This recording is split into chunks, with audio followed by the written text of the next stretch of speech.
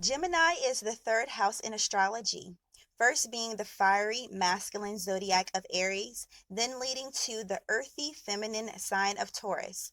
Gemini is the first sign representing humankind, while the two previous signs were symbols of animals. From the first emanation of fire, Aries, the soul is housed in the soil of Taurus that births Gemini. Gemini merges both the masculine and the feminine of the two separates that unifies into the dualistic hermaphroditic sign of Gemini. Hello, Divine Ones. This is Ashley for FD 1111 Ministries, home of Tarot, Bible, and Alchemy. In this video, I will cover both the esoteric Venusian aspect and the exoteric mercurial descriptions of this sign, the three decans, tarot representations, mythological references, the biblical text, and or characters related to the sign of Gemini. Really quick before we jump into this awesome video with all of this information, check out the link that will take you to the download for the Gemini cheat sheet. First, start with esoteric meaning of Gemini. Esoteric focuses on the material self and the material outcomes.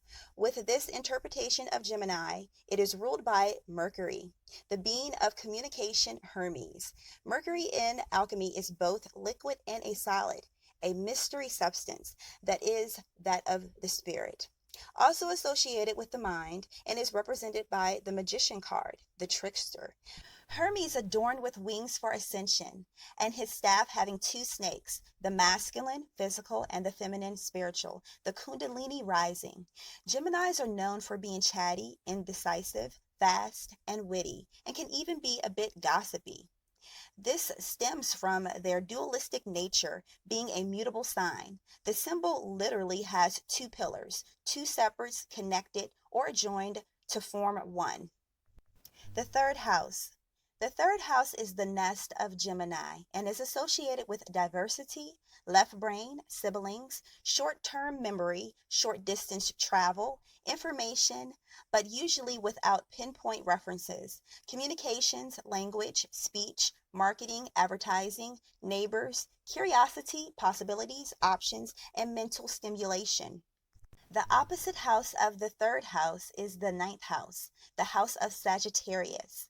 This fiery sign represents intuition, study of religion, philosophy, higher learning, long-distance travel, long-term memory, institutions, expansion, legal matters, generations, multi-generational family, and universities.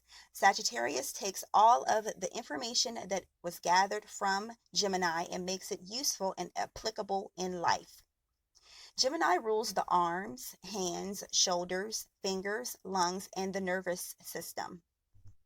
The king of dualism and information, carrying vital communications from the heart to the brain and throughout the body.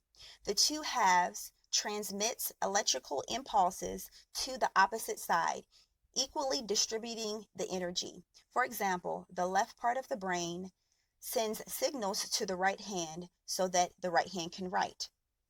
And vice versa if you were left-handed, that the right side of the brain is stimulated. The mythological and biblical connection.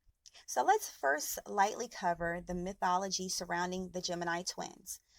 There were actually 4 children, so technically quadruplets. The legend states that Leda, who was married to the king of Sparta, Tiberius, was deceived by Zeus when he transformed himself into a beautiful swan. So as a side note, that swans are connected to twin flames. So there's some connection there, but as well, swans are represented by Venus, the goddess Venus. And that's another connection that we will get into further on in this study. But anywho, she birthed 2 eggs, one from the king Tiberius, which had a mortal boy named Castor, and a mortal girl named Clytemnestra, while the other was from Zeus and housed an immortal boy named Pollux and an immortal girl named Helen, which is the famous Helen of Troy. The ancient symbol for Gemini was a man and a woman, hence the tarot card of the lovers for Gemini. Here, the masculine and the feminine are in the garden of the mind. The masculine standing in front of the burning bush is the conscious mind, and he looks to the feminine, the intuition, as she stands in front of the tree of knowledge and looks upward towards the angel, the supreme consciousness. Here, the negative and the positive create a electromagnetic bond, once again, two merging into one. One set of the twins being mortal and the other being immortal is the archetype of mankind. The mortal being the flesh man is the body, and the immortal is the higher self, the soul, that what cannot be destroyed. The ascended Gemini transforms from the unsturdy waters to the calm of the sea by quieting the mind, communication of the flesh, and awakening to the higher self, the immortal. Romans 8:13. If you live according to the flesh, you will die. But if you live by the Spirit, you put to death the hang-ups of the body, and you will live. This is Mercury, the messenger of the gods, communicating with the flesh self, which is Venus. And we will get to that in a moment. The sons of thunder and the Gemini twins. Two of the Christ's disciples he nicknamed Boanerges. Mark 3:17, meaning sons of thunder. These two were the first to join his ministry, as he found them fishing on the sea. The two brothers named James and John, James the Lesser and John the Greater. Although not noted as twins, here James the Lesser would be represented by Castor, the mortal, both being mortal men and both were killed, while Pollux, the immortal, and John the Greater represent the higher self. John is noted as the one Christ loved and had a higher understanding and responsibility than the others, and even his brother, which he outlived. Gemini, the twins, and the Christ. Above, we established that Gemini represents both the physical body and the spiritual, or the higher self and the lower self. That is the totality of one person. Colossians 2:9. For in Christ lives all the fullness of God in a human body. The Christ, being both fully God and fully mankind, represents the Gemini energy. For clarity, I'm not saying that he was a Gemini. However, his true date of birth was around the springtime. Just a little food for thought. The esoteric meaning of Gemini.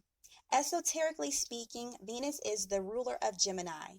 The spiritual journey from the Venusian worldly desires and restraints to ascend to the gods or the higher self through Mercury, learning to love the entire self. In short, Venus is the twin of Earth, the higher octave. While Earth is the third dimension, Venus is the fourth dimension before the fifth dimension, Mercury. Venus has many associations with the divine feminine energies. Some include Athena, Aphrodite, Inanna, Ishtar, Astara, Turan, the Queen of Heaven, the morning star, and the evening star. The Empress and Venus. The Empress card embodies both Taurus and Gemini connected by Venus, but for two different reasons. The earthly aspect of Venus, which is connected to Taurus, enjoys the finer things and the romantic expression of love. However, the airy aspect of Venus connected to Gemini is godly love.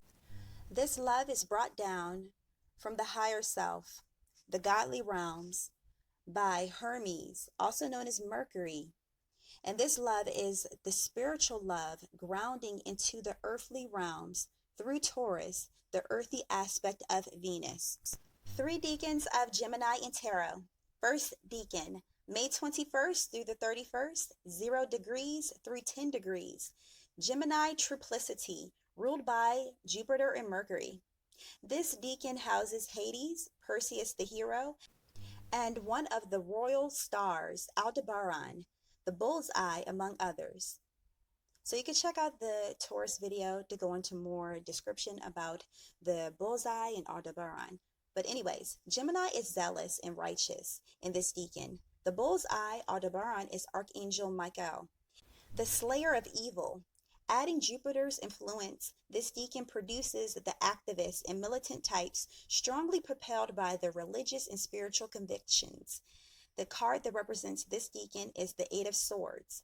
One's moral convictions can hinder instead of enhance. Feelings of a sense of duty to take down and take out any and all evil and wrongdoing in this world is a personal mission. This mindset can keep these Geminis imprisoned to a lifetime of duty of service, too busy saving the world to save and heal themselves. Second decan, June 1st through the 11th, 10 degrees to 20 degrees, Libra Triplicity, ruled by Mars and Venus. These Geminis are multitaskers with a propensity for speed, having the natural-born habit of taking on too much, but burning out before completing the task or tasks. Being ruled by Mars and Venus, they have an above-average appetite for sensual pleasures. This decan is ruled by the Nine of Swords. This card speaks to karma, regrets, and unfinished business. Something from the past has returned to collect. In some cases, this is related to the self-sabotaging habits of not finishing tasks, overcommitting, or illness from burnout. In other cases, it's related to the person's past life. The karmic debt was carried over from the last lifetime. Third decan, June 11th through the 20th, 20 degrees to 30 degrees. Aquarius Triplicity, ruled by the Sun and Saturn.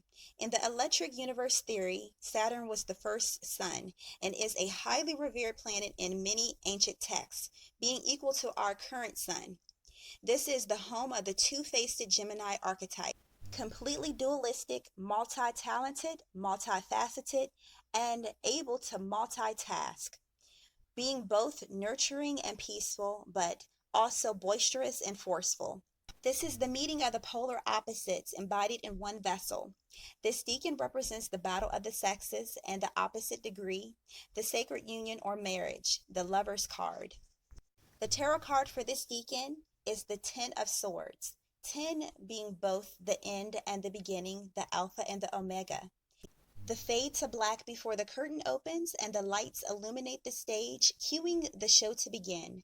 The darkness before the light is Saturn, the black sun, accepting the past to move into the future, the light, the sun. Gemini cusps and tarot. Taurus and Gemini cusp, May 17th through the 23rd. Rushing in before fully understanding the details, passionate, driven, careless at times, or even overbearing, demanding, or pushy. The Knight of Swords represents this energy. Gemini Cancer cusp, June 18th through the 24th.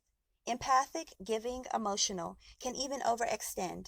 The emotional state can be drastic, from extremely affectionate to unemotional, selfish to overgiving, etc. The card that represents this energy is the Queen of Cups. Thank you guys for staying until the very end. Make sure that you have hit the subscribe button and the notification bell so you can receive notifications, because next month we will be diving into Cancer. I'm very excited about that. And I will talk to you guys for all of the weekly astro-intuitive readings. Check out the link that will take you to the download for the Gemini cheat sheet. That is a great resource if you're learning to study astrology and esoteric information. All right, you guys, I'll talk to you later. Peace.